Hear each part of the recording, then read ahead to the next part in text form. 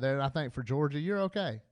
Are you hurt? Yeah, because George Pickens being out is a big deal. That's the difference. Saying Georgia's okay is not the same as saying Pickens tearing his ACL is no big deal. It's a big deal, but I believe you're okay. I believe Georgia's depth at wide receiver, the Justin Robinsons, we didn't get to see much last year, but he's a good one. Don Blaylock coming back from an ACL, even the second one, he's a good one. Great wide receiver. Kearis Jackson led the team in receiving last year. But what they aren't George Pickens. A lot of these guys get open to make plays because you had Jermaine Burton, because you had Pickens on the outside. Burton can get open with Pickens on the outside, always having that double team. And that's obvious thought. That Pickens means more just being on the field than he does, catching the ball. Just putting him on the field means more to Georgia than anything because he opens up Kearis Jackson on third down, who was phenomenal last year. And, at the same time, you got an Arian Smith coming back who's going to be a downfield threat. He's your vertical threat.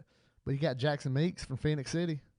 Maybe he can go out there and make an impact as a freshman, but he's not George Pickens.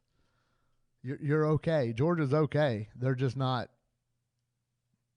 as good as they could have been. And, it really seemed Daniels and Pickens had really connected. They were doing great together, had big games. And, yeah, it sucks losing to George Pickens. But to say, this receiving core, they're okay. They got talent at wide receiver. But like I said, that's just not the same. They're not the same as far as, saying Georgia's okay is not the same as saying it's, Pickens wasn't that good. By no means. I think it's going to be a little while.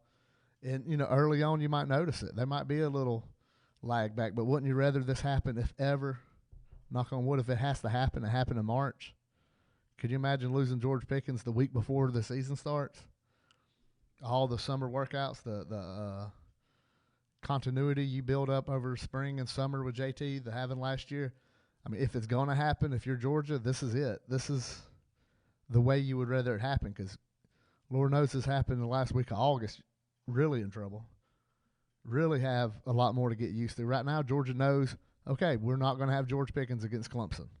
They know that in March. They know that for 2/3 of spring practice. They know they don't have their best player on offense, their best receiver on offense. They know that. But you know what? The other guys know they got to step up now. They can't rely on nobody else. Could it be Darnell Washington out of the tight end spot? He's going to demand more. He should. He's really stepped up towards the end of the year. Maybe he can start pulling some double teams more. Maybe he can, create that mismatch that throws, that creates Kearis Jackson being open. So if you're Georgia, yeah, it sucks, but it's not the end of the world as it would be 2 years ago. Or if, go back longer than that when you had Tavares King there. I mean, that was – we saw when Michael Bennett got hurt in 2013.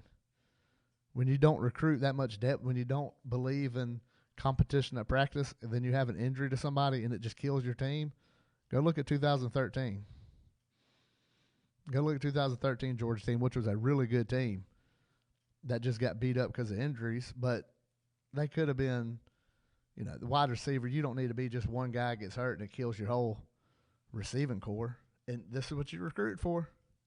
This is what Georgia fans get excited about Kirby Smart about, bringing in talent on talent. When Dylan Moses got hurt at Alabama, didn't slow him down. He got hurt right before the season. And he was a key cog in that defense. They didn't win the Natty that year, but they were still a top 3 team all season. And really, until the Tua injury, they were,